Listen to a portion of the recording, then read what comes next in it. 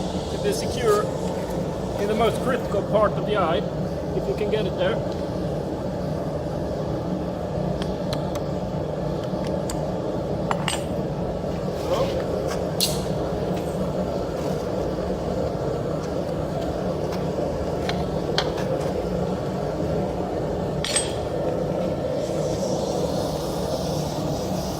Borax on it.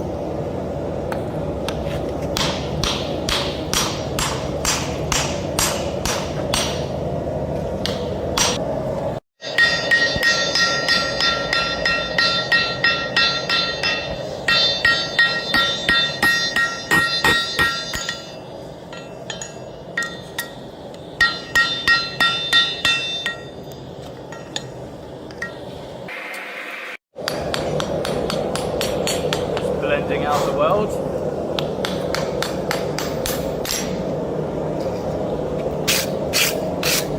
Makes it stronger and holds it together better. That will fucking get burned. Ow.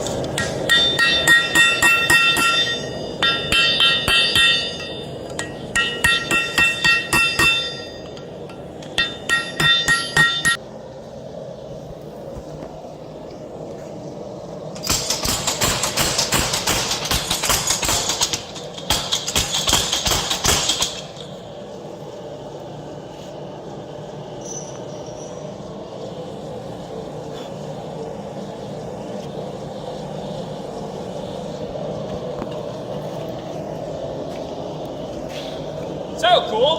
Jag vill pöna lite, vad är klockan?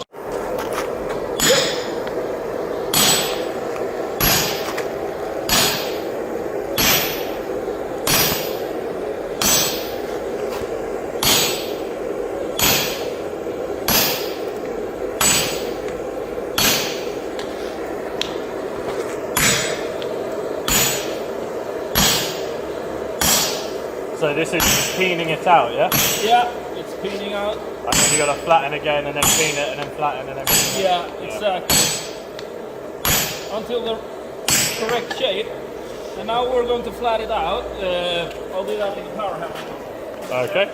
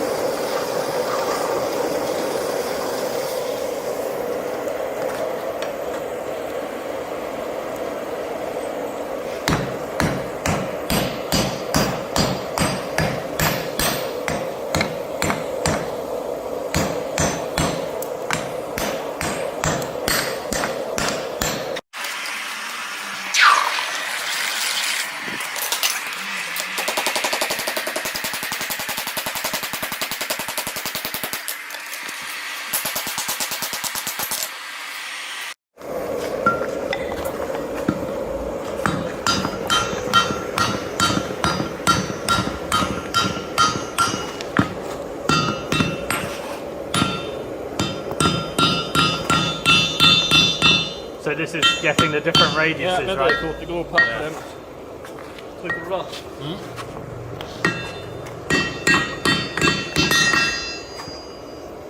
Oh. Because the Danax has different radii on the top and Yeah, bottom. they're not symmetrical.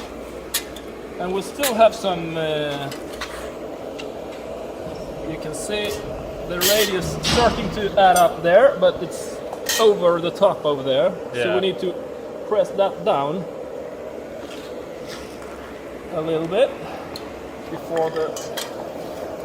To help match the template that we made earlier. Yeah.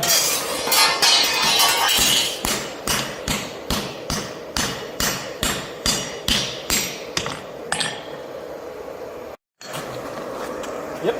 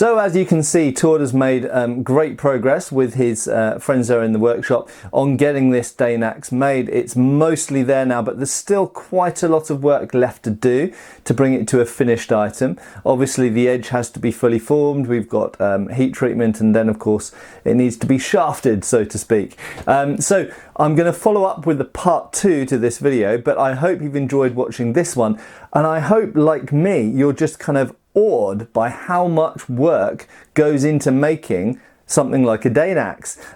So if you think an axe, you know, is just a piece of metal on a stick and is a simple thing, you've got to remember what it took to make an axe like that in the period that they're actually being made. So in the 10th and 11th century, this was a major undertaking, and you needed certain materials from different places, and the way that you needed to combine those materials to make a functional weapon of that size and that relative light weight for its size is really an amazing feat of engineering. So I hope you've enjoyed watching this part 1, and I hope you'll come back and watch the part 2 when it's ready.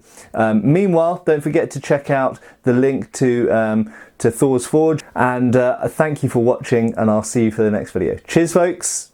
Thanks for watching. We've got extra videos on Patreon. Please give our Facebook a like and subscribe if you haven't already. Cheers folks!